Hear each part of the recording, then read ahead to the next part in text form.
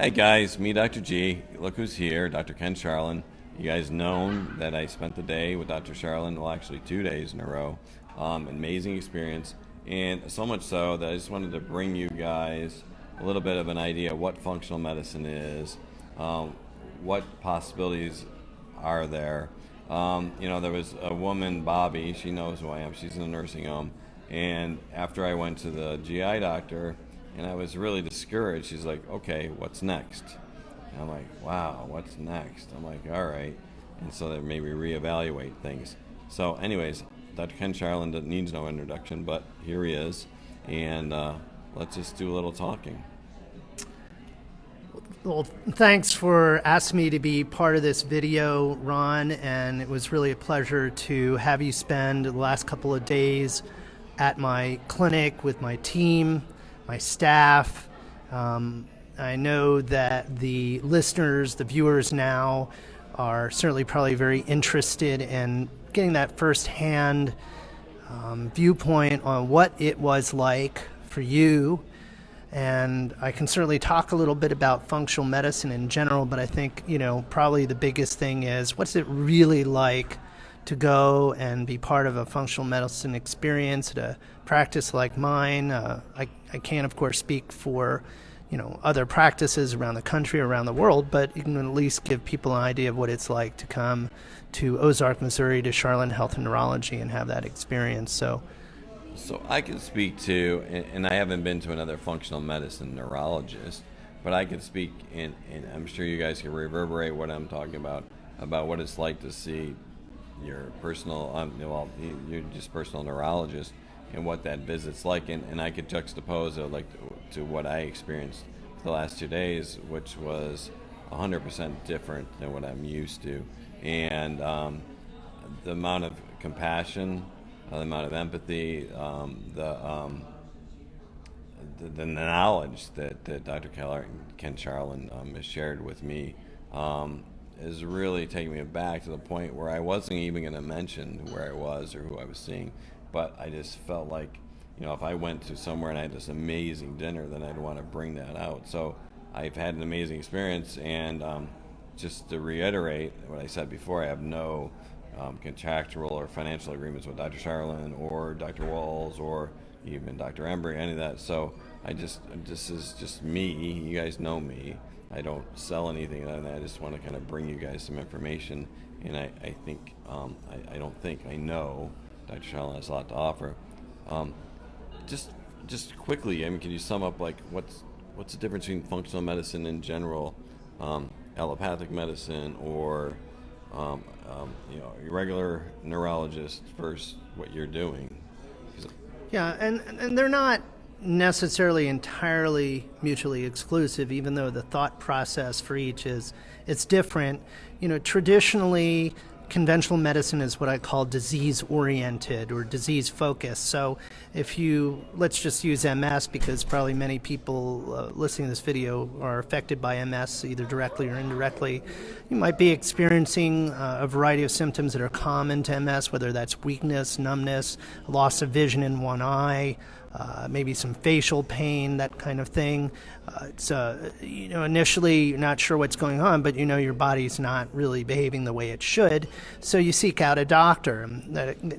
Assuming a competent doctor, they take a good history, they do a physical examination, they begin to formulate in their mind, what could this be? They want to narrow that field, order some tests, and ultimately arrive at a diagnosis. Now, that diagnosis might be multiple sclerosis.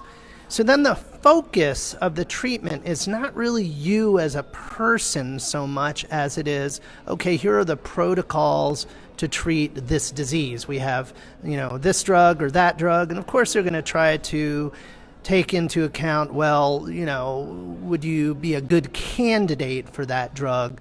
But it's still a disease-oriented way of thinking about a problem. And it really doesn't ever address the why question of why did you get this disease? What were the factors that took you down the road, probably over many, many years, maybe as early as your birth or even before you were born, in terms of things that your mother might have been exposed to that affected your genetic expression and your disease susceptibility. So that's functional medicine. It really tries to unravel those big questions. And so we have to sit down and we have to get to know that individual person in a very deep, very intimate sort of way, and then begin to formulate this idea of all of the different factors that can contribute to the problem. Diagnostic testing can certainly be part of that story. So as Ron can attest to, we drew quite a few tubes of blood over the last couple of days. We'll also be doing some saliva sampling for cortisol and DHEA sulfate. But then we're going to sit down and we're going to look at those test results, and we're going to figure out what his unique imbalances are, what his needs are. So they might be different for him than the person, who came before him or comes after him. And then, of course, there are all of those lifestyle factors that we need to be thinking about: the nutrition, the sleep, the movement component, how we deal with stress, our relationships to others, and all of those things have to be factored in. So we have a truly unique, truly personalized yet precision medicine-oriented plan of action. And so it's very empowering, it's very engaging. Yet, everybody who comes in for a functional medicine experience really feels part of that process. That, it doesn't happen to you. It's not like a doctor saying, well, go home and take this drug and wait for something magical to happen, right? The drugs do have a place in our toolbox potentially, but really the use of a drug, other than maybe you put it in your mouth or you have to inject it under your skin or you get it IV, but ultimately that's about as much action as that is required of us to use a medication. And it's very different in functional medicine because we're going to ask you to really, really make some changes and participate in your own care and take charge of your own care, to the point that, in my office, in which we use a team-based approach, my team is really there to support and guide, but we can't really do it for you. You ultimately have to go home and do it yourself. So it's a very different dynamic. I would say that the one thing that really is different in my office that may be different from other practices is that I'm a neurologist, so I can handle the diagnostic piece. I can order the tests, I can interpret the tests, I can understand that we as imperfect human beings really we kind of go in different directions at the same time. We're working on those lifestyle factors, but sometimes the disease can get, the better of us at any given moment in time. So having a doctor that can really evaluate and manage all directions of care, from root cause to more downstream, where we actually need to focus on the disease sometimes, I think is a real advantage to coming to a practice like mine. So from my perspective as a patient, I can explain what a couple of things. The first thing that attracted me most to Dr. Sharlin was the fact that he says that we're not going to be treating you, you're going to be participating in the care. You're going to have to do some work. You're going to have to make some lifestyle change, which I very well know I need to do. And without that he really can't help me. So it's not the whole pill for every ill. But back to the patient experience, you guys have all been to your neurologist, you guys understand, but the last 2 days consisted of probably about 12 hours of interaction with him or the team. And each one of his team members was a specialist in their own right. The compassion they expressed, the competence, and the guidance they gave was absolutely remarkable. And so, my mission's always been about spreading hope. And if we don't have people on our team that contribute to that hope, that's a big factor. And Dr. Sharlin's even brought the mental component up as almost being number one, which now, after dealing with MS for as long as I have, it really resonates with me. Yeah, I think that if we don't have that mental component, it's really hard to do all of the other things.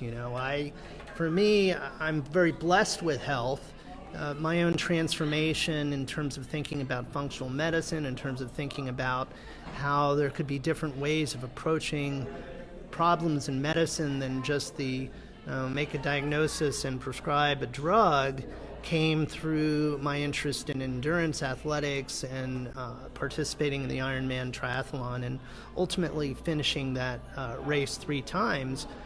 It's 140.6 miles, and quite frankly, it's kind of painful. But the point I want to make is, when I was, probably the hardest part of the race is the last 13 miles of the marathon. It's a swim, bike, run race, so it ends with a 26.2 mile marathon. And when you're in that back 13, the last 13 miles, and you just got, very, very little left in the tank, so to speak, and that finish line is still a number of miles away.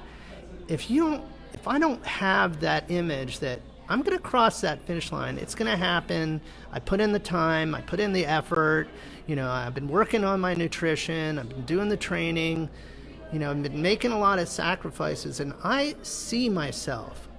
I knew from the minute the gun went off, I'm going to cross that finish line. And I think if you don't have that image, whether it's an Ironman triathlon, that doesn't matter. If you don't have that image of yourself, like, this is how I see my life.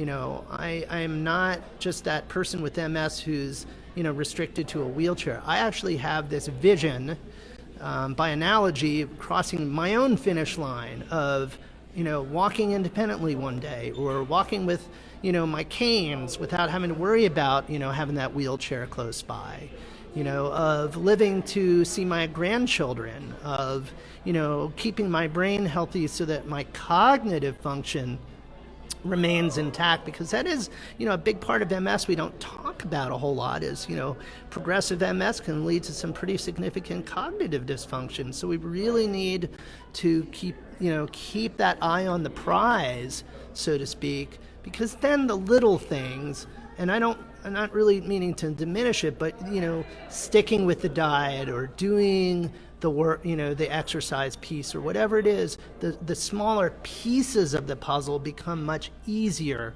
because you've got that bigger vision of what it is you want, what it is you're shooting for. Well, that was the other thing that attracted me most to your practice, was the idea of this toolbox, that it's not going to be this one pill or this one supplement or this one diet or this one exercise, that we need to combine all the things that we've known, all the things that we are based on solid research, and put those all together and provide a plan to optimize health. I mean, would that be...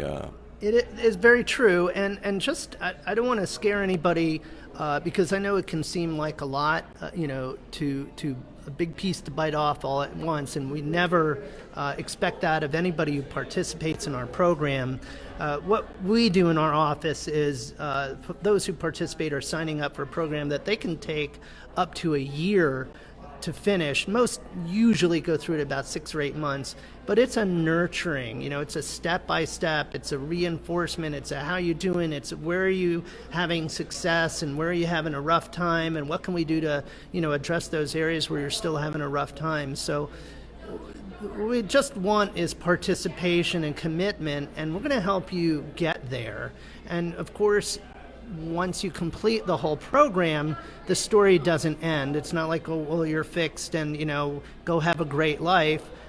It takes ongoing commitment. So I do see my patients who participate in the program on an ongoing basis. And I understand that, people come from all over the world to see me. So, sometimes it's once a year.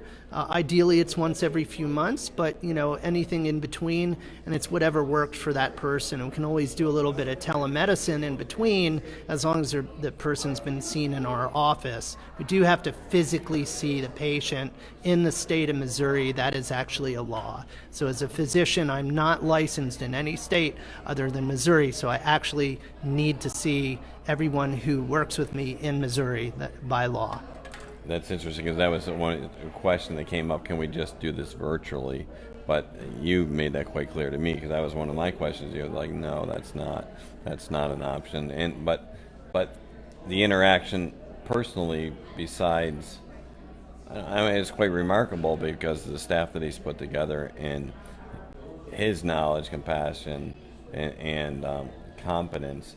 I can't imagine being able to do that virtually. I couldn't, and so I'm just kind of really emotionally overwhelmed with the last 2 days. I'd like to just give folks an idea of what it's like to come to our office, kind of in a condensed but step-by-step fashion, so that if they do want to see us and they are worried about the travel, we're talking now about some telemedicine, how that all fits in. So the first thing is we've set up this website, and it's functionalmedicine.doctor, and doctor is spelled out, DOCTOR. It's really a combined website because I still have a conventional neurology practice as well. And again, that means that I can meet all your needs, right? Not just functional medicine, not just conventional neurology. We might need a little bit of both. Every person is different. But that website has all the information. We encourage people to go to that website, just hover over where it says functional medicine on the top of the page, and it opens up a big menu where you can read about the Brain Tune-Up program.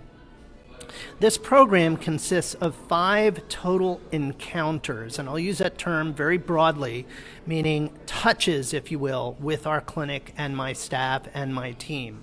So the first day that you come, or the first visit rather, you're spending time with me. We're going over the really nuts and bolt history and physical and maybe some records and MRIs and things like that. It'll feel a lot like a regular neurology visit, but I'm going to spend a lot of time with you. We shift gears, and we then go into what I call a functional medicine timeline. We start talking about all those triggering events through your life that may have led to the condition, whether it's MS or another condition I'm seeing you for, Parkinson's, Alzheimer's, whatever. And then we're going to draw some blood. And we're going to draw a lot of tubes of blood, about 15, 16 tubes of blood, I think. That's not a fasted blood draw, but we actually have some labs that need to be drawn in the fasted state. So you stay overnight. We have a beautiful hotel near the office where a lot of people stay.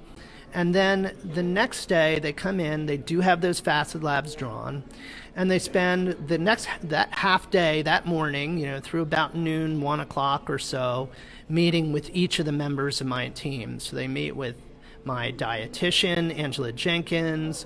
They meet with Amy Gordon, who is a licensed physical therapist, but she holds certifications in various areas of personal training, including CrossFit, things like that. She's really good at combining functional movement with physical therapy. We have Chuck Renner, who's an occupational therapist, but is well-versed in energy medicine and manual therapies. We also sometimes use Mary Yeager, who's an excellent energy medicine practitioner when I think that needs some more attention. And we incorporate some technology, which my nurse has gotten involved with. Her name is Lana. We're using transcranial direct current stimulation, which is a very exciting technology for a variety of indications. For MS, you can use it for improving strength and mobility. You can use it kind of as a priming tool before you do your exercise. You can also use it to improve fatigue in MS. There's some very nice publications. You can use it to help with memory, especially if you combine that with some brain training work through something like Brain HQ. So we do utilize technology in our practice as well as part of the overall plan. So that's really a whole, basically a 2-day visit to the Ozark area. Now remember, we drew all that blood, so we give you things to do. You go home, and roughly a month later you come back where we're going to go over all of that blood work and give you very specific recommendations based on that blood work. You're also going to have another opportunity to meet with every member of the team. So you've been given a lot to do between those 2 visits. The second visit to the office often involves meeting with me the day before, because going over the labs is very time consuming, very lengthy, and then the next day you see the rest of the team. So you've done that, you've got some work to do, and the next encounter then is kind of a how you doing, checking in with you sort of visit. So that can be done by telemedicine, right? That's a little easier for folks. We're not necessarily ordering new tests. If you're coming from a distance and it's just easier for you to do telemedicine at that point, you and I will have a visit. You don't see my team in general on that third visit. Fourth visit, you're coming back to Ozark, Missouri. Again, it's checking in, seeing the whole team again, and drawing some labs, because what we want to do throughout the entire program is track your results. So we're tracking your labs, we're tracking something called a medical symptoms questionnaire. We might be checking, say if you have MS and some dexterity issues, we do something called a peg hole test. If you have gait issues, we might do a 25-foot walk where we're timing your walk. If you have cognitive issues, we will be doing a Montreal cognitive assessment. So as many things as we can measure, we'll measure. If you have ALS, we do an ALS functional rating scale. We can do fatigue rating scales. We want to know point by point how you're doing, what kind of progress you're making. So when you come back for that fourth visit, we're going to redraw labs because we want to know, were the imbalances that we identified corrected? Were they corrected with the measures that we took?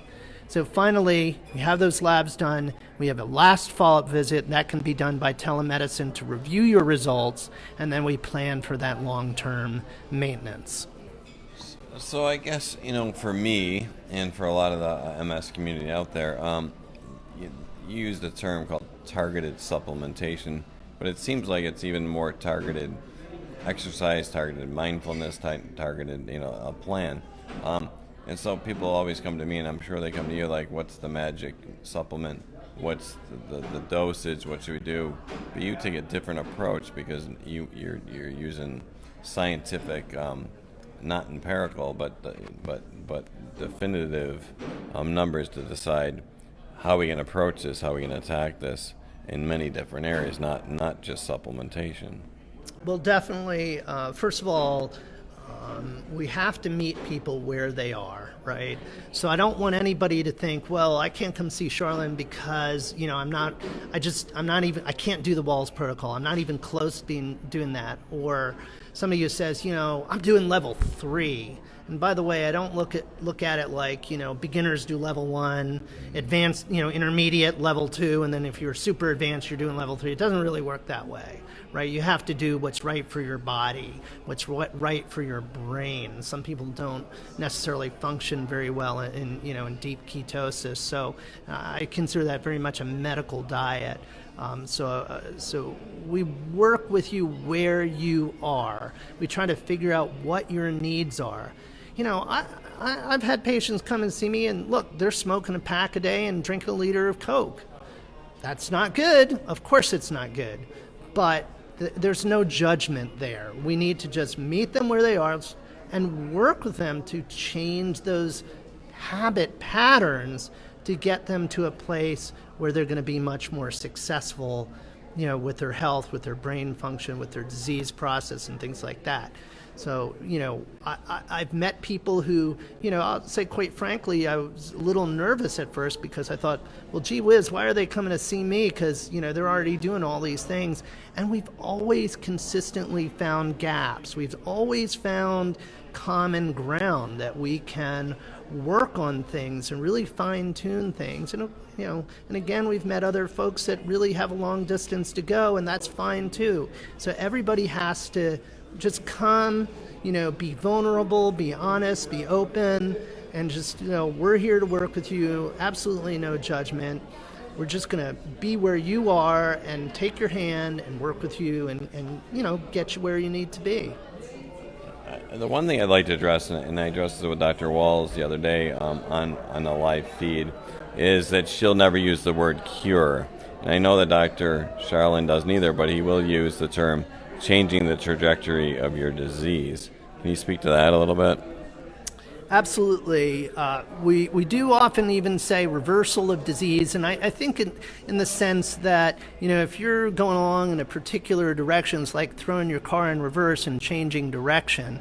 But we always have to remember that there are reasons we get sick. They have to do with genetics, they have to do with environmental factors, they have to do with lifestyle factors, and we're always going to have that degree of susceptibility.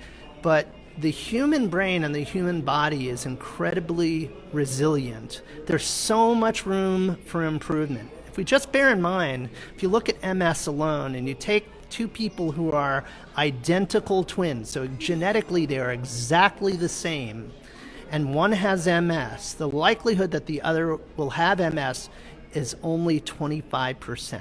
So that means that 75% of the influence, 75% of the things that contribute to developing multiple sclerosis really is lifestyle and environment. That's a very, very empowering concept, because that, those are the things you can do something about, right?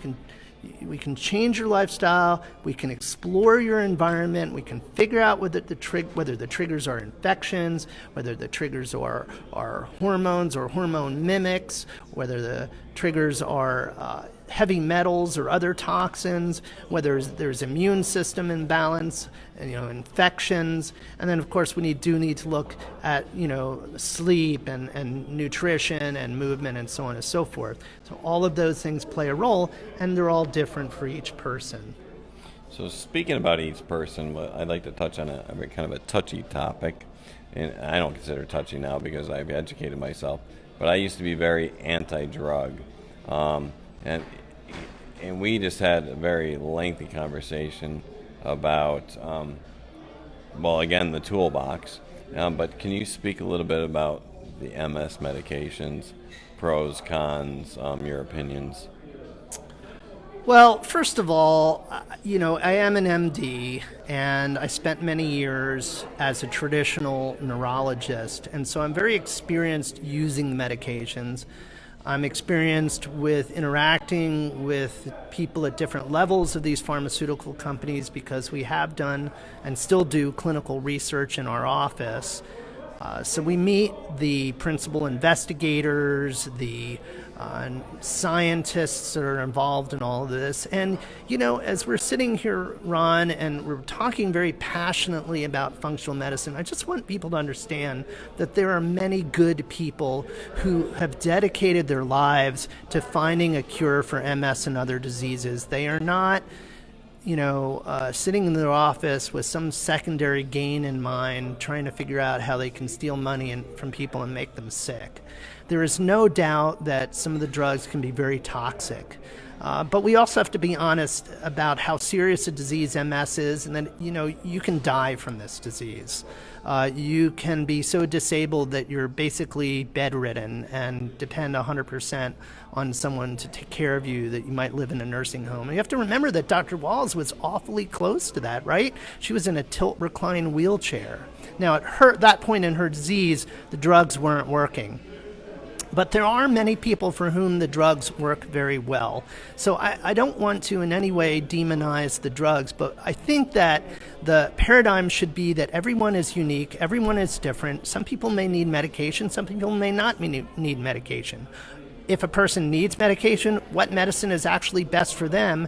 And then the real dialogue should be, look, I'd like to suggest, given your unique situation, that you do use medication for a little while, because it may allow you to put one foot in front of the other, figuratively speaking, to take those action steps that you really need to do to create health for your brain once again, to change that trajectory, to reverse the disease in a way that ultimately we can begin to have that discussion about stopping the medication and being successful in doing so. So again, I appreciate Ron referring to this as a toolbox, because that's just exactly what it is. We just reach into that toolbox for a given problem that we want to solve. Your unique problem, each one of you watching is unique. And we say, is this the right tool for this unique problem? And if it's not, we don't use the drug, right?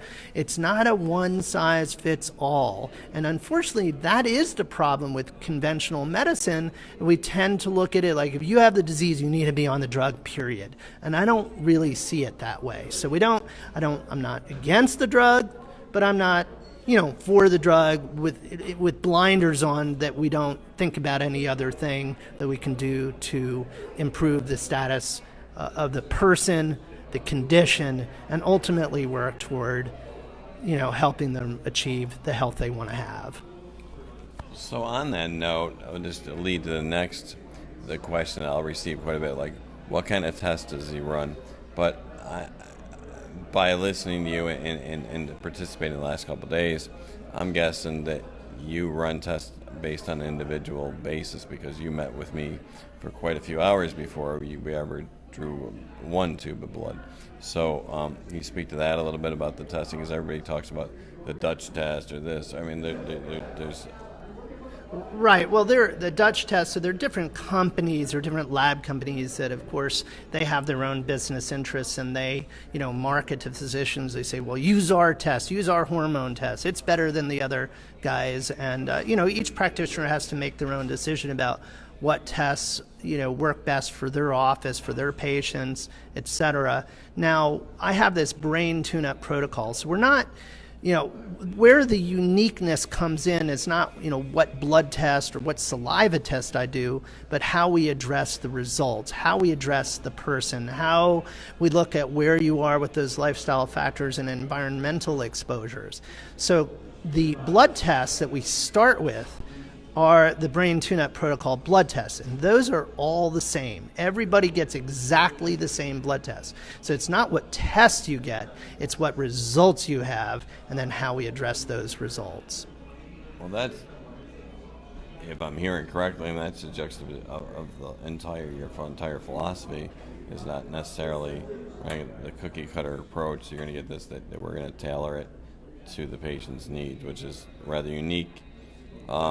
And being a functional medicine doctor that perhaps doesn't participate in insurance for this type of toolbox type, I hate to say treatment, but well, you know what I mean. That enables you more freedom and more liberal decision making than would be if you had to adhere to an ABC insurance plan.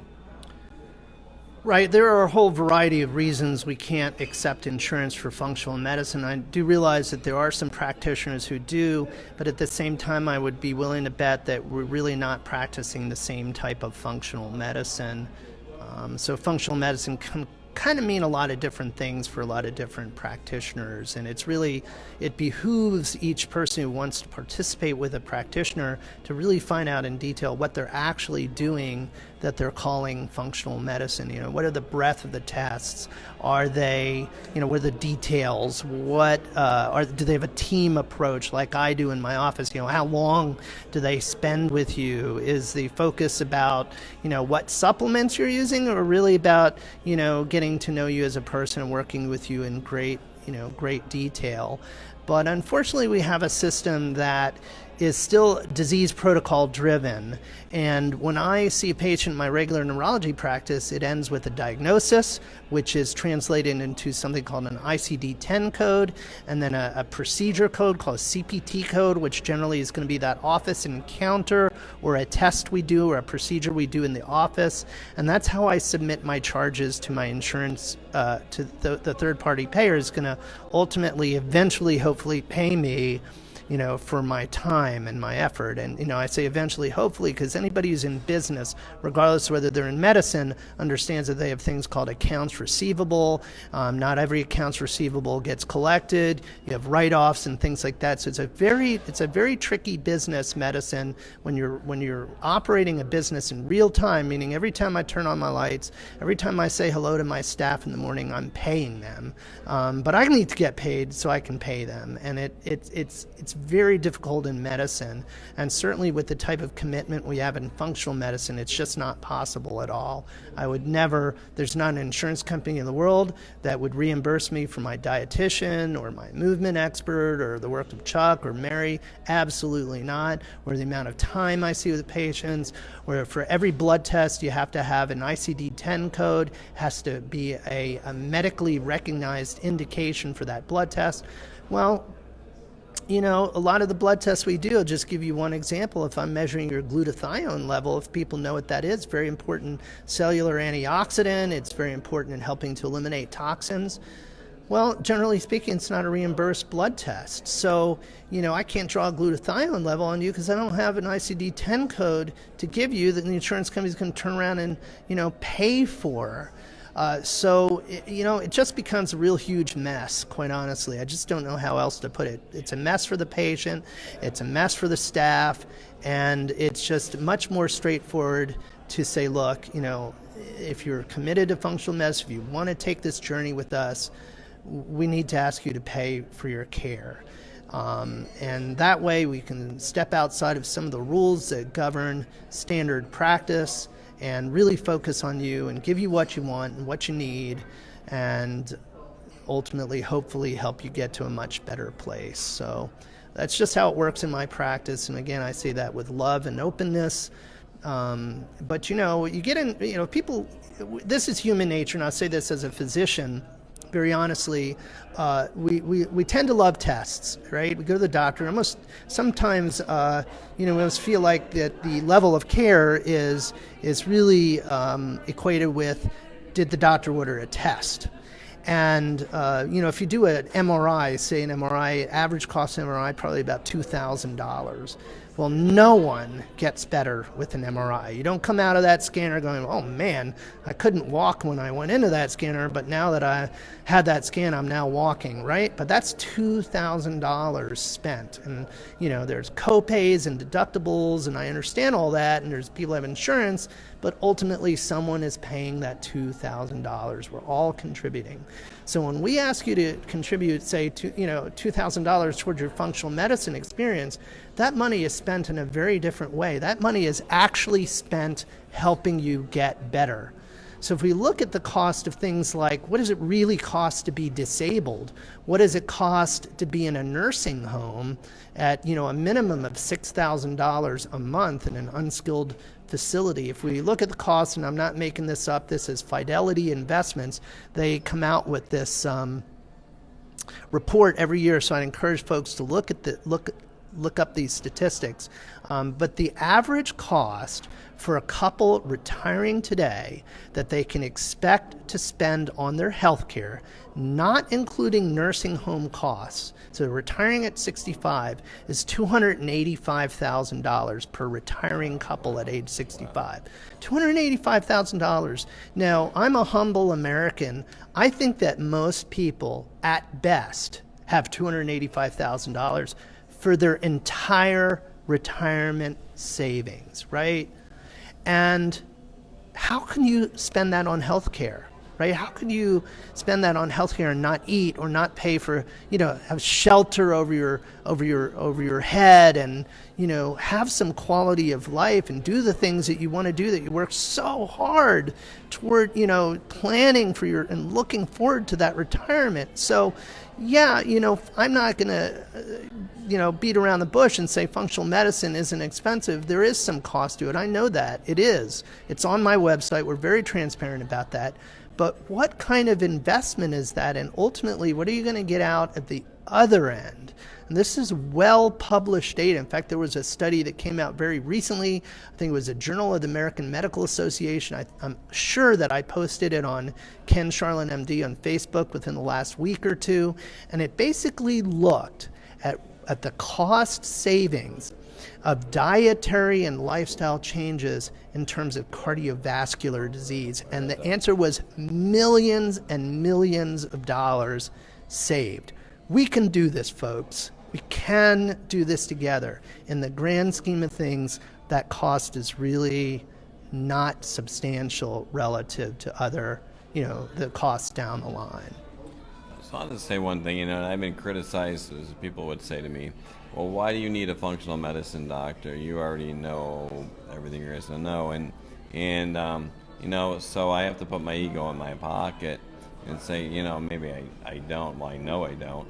And so having somebody like Dr. Sharlin and his team, I call him my quarterback, but to have that support service, I likened it to treading water. I only could tread water so long, and I'm going down. So I just to have people in your corner, and obviously there's somebody like Dr. Sharlin that's well versed in the research, and well versed in the medications, and well versed in the testing and the supplementation and the exercise. I just find that profoundly liberating because now I don't feel like it's all on my shoulders. And so that the money he's talking about does not seem so great or such an how can you put a price on? I mean, I've been kind of down with my stomach for quite a while, and I don't know. I mean, the disparage. I hope you understand what I'm saying. Realize definitely everybody is in a different place, and it's not always feasible. If you need to work with a functional medicine provider, certainly you need to find someone that fits within your budget and your means, whether it's transportation or otherwise. That's a reality we all have to live by. Of course, it definitely is. But we want you to understand at least what happens in our office and why it happens that way. So for the people who do want to visit us, go to that functionalmedicine.doctor, and then again, read about the brain tune-up program. It's all there. And then there's also in the drop-down menu under functional medicine, it says schedule a free 15-minute consultation. So what they do, and Ron can tell you about what that experience was like, so we're absolutely clear that no one is trying to sell you anything, is that you're scheduling a time to meet with my functional medicine coordinator. So a couple things happen when you do that. First of all, you're fitting into her schedule and your schedule so that we're not playing telephone tag. We know exactly when we're going to chat. Everyone's ready to do that. We can do it by telephone with you and really answer your questions. Her name is Kaylee Maggard, and one of the things Kaylee and I did over the last couple of months is we went out to Arizona, the Phoenix area, and met with a company that took a lot of the information we had already put together on things like our YouTube channel and my blogs and so forth, and we wrote some additional material. But what we did is we created this journey for folks so that when they sign up for a meeting with Kaylee and then visit with her, they also receive information by email. And the purpose of that and their email blogs and their videos and things like that is to really prepare you and educate you and get you thinking about what the journey of functional medicine at Sharlin Health and Neurology actually is and what it can mean for you, so that by the time you get on the phone with Kaylee, you're like, oh yeah, man, I read your emails, I watched your videos, I read your book, whatever, and I totally get it. It resonates with me, and I like to ask a few questions, but basically I'm pretty sure that this is going to be a good fit and it's right for me. So we really worked hard to just connect with folks through that. And that's the purpose of that 15-minute phone call, is really get to know who you are, what your needs are, make sure it's a good fit for you. We don't want you coming here and spending your hard-earned money and then having a bad experience, or, not really feeling like you can do it, not really feeling like you get what we're all about. That's a horrible waste for everyone. We really respect you. We want you to respect us. We want you to feel like it was a fantastic experience. And since we've been approaching it this way, and again, just going back to, I see a lot of doctors in my practice. Of course, Ron is a doctor. So, that at first was like, oh man, I'm treating another doctor. That's kind of, I'm a little intimidated because he's a really smart guy, right? Ron's a really smart guy. I've seen health coaches as patients in my practice. It's very, wow, do I really have something to offer to a health coach who's been, had a very successful career and been doing this for a while? Well, actually you do. Because sometimes what happens is, and we've all seen this in life, is when you have that outside looking in perspective, that fresh perspective, somebody coming in and sitting down with you and taking that, deep dive with you and saying, I see this going on and that going on, and you may not even be aware of it. It's super helpful, and you just have those light bulb moments. And of course, you have my whole team and myself to help guide you through the changes that you need to make. So it's pretty neat. I found, and I know you won't plug your book, but I am going to, because I found great comfort in getting to know you a little more by reading your book. Now, your book can be found on Amazon, and yeah, it is on Amazon. It is also available through the website. It's a little discounted on the website for folks. It's just a kind of an incentive. It's sold on Amazon. It's sold on Barnes and Noble. As somebody who wrote a book, and you put something on Amazon, of course they, not that we don't really make very much money off the book, and that was certainly not the reason for writing the book. It's really about getting the message out. But royalties are very small on Amazon. So when we put it on our website, what happens is we actually get the income, which is I think like $12 or something like that. But then what I do is I sign it. I thank you. I wish you, good brain health.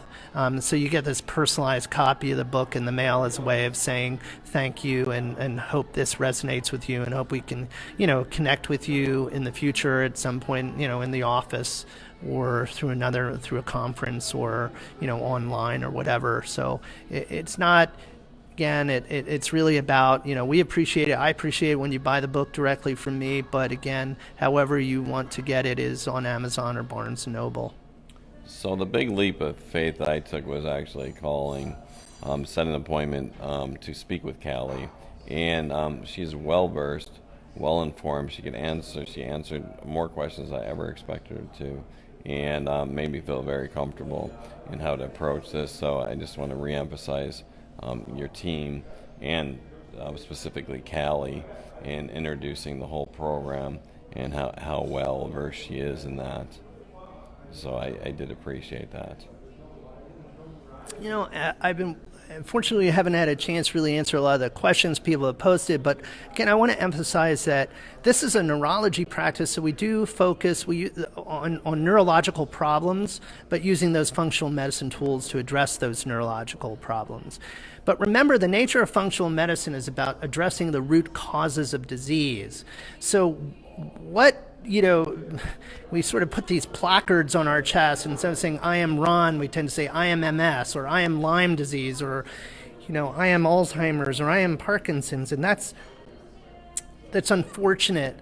But at the same time, we want to move away from that kind of identity and realize that we're not treating the specific diseases in that way. Because it's like, whatever you want to grow in your garden, if you have the right soil, if the nutrients in the soil are correct and the microbes in the soil are correct and all that, you can grow just about anything, right? You need a certain amount of sunlight.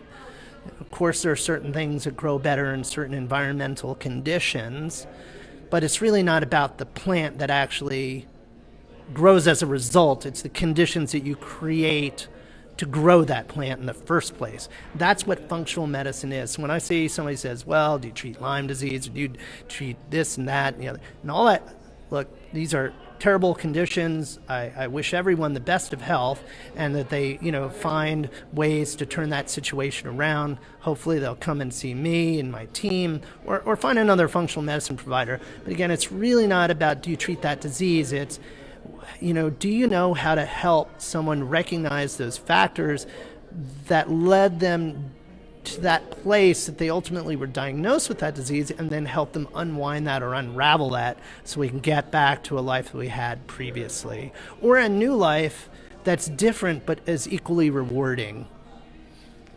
I mean that's rather profound to me. So, the pill for every ill, right? We got that down. But now what you're doing is you really explain the fact as functional medicine not addressing, I have this disease, I have that disease.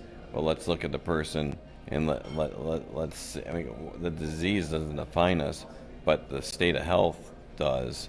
And so you've taken a step backwards to say, all right, fine, here's the disease, but let's look at A, B, C, D, E, F, G all the way through, which is unique and profound to me.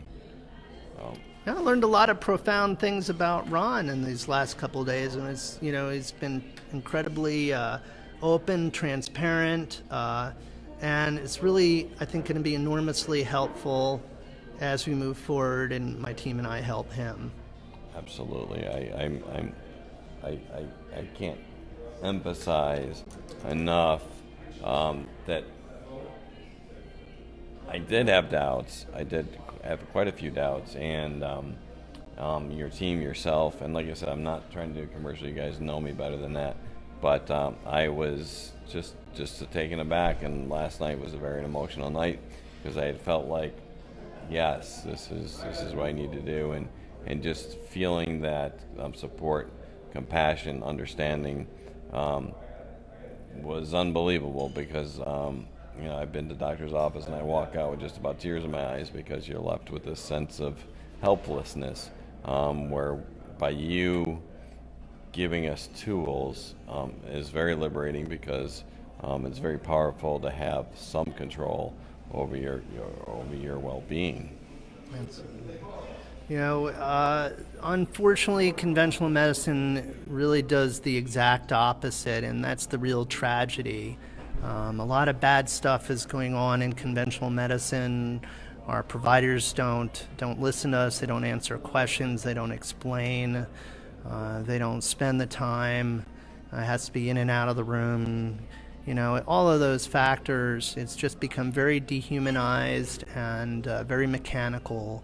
And, quite frankly, I didn't go to medical school for that reason, and I truly, honestly believe in the goodness of human beings, and I really don't believe that any doctor went to medical school to practice medicine the way it's practiced now. And I have many doctors who love what we are doing. They'll say, I wish I could do that in my practice. And they have to learn, but they can. So whereas sometimes we get a little pushback from the medical community, we get a lot of doctors who really love what we're doing and respect what we're doing and say, hey, I'd like to buy 5 or 6 copies of your book and put them in my waiting room, and that kind of thing. So it's really heartwarming to see that many docs do realize that this is truly the way medicine should be practiced. I get to speak to that a little bit. In my last, I suppose, 10 years of my practice was hospital-based, and every month I'd be called over to the administrator's office, like, let's look at how many patients you saw. Why aren't you seeing more patients? Why are you spending so much time? And it becomes, it becomes a corporate business. And so, I want to provide the care that I want, but maybe I'm a little bit shackled by the administration and what their needs are versus what I'm looking to do. And so by you stepping out of that box, I imagine it's very liberating for you as well, because you could practice the way you think that you need to practice, and you could follow your instinct and your knowledge rather than worried about how much money you made the hospital or the corporation or et cetera. Yeah, it definitely is liberating. I wish we could do functional medicine 5 days a week in our practice, but we're really not there yet. We need to have more people coming to Ozark, Missouri to make that possible. And we need more of a culture shift in medicine and healthcare in general, because although there are many wonderful people following this Facebook Live right now, I can tell you that there are exponentially more folks who really just have absolutely no idea that any of this is possible, or that the experience of coming to a doctor can result in anything besides getting a medication, or that they're really capable of change. And so there's a famous I guess he's a sociologist who named Prochaska.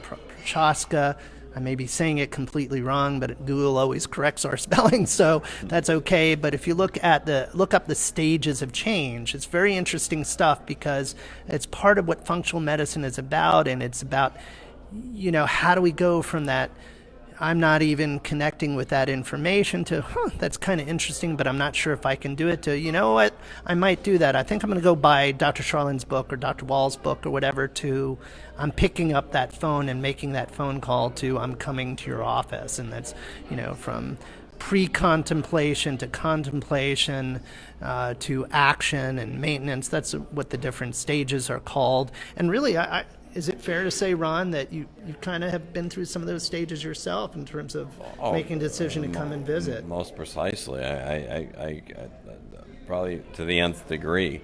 I vacillated over for a long period, probably over 4 years, 3 years. Absolutely. And so it was a stepwise approach, and I just reached the point where I said, you know what, I have to do this. I have to do this for myself and pull the trigger, so to speak.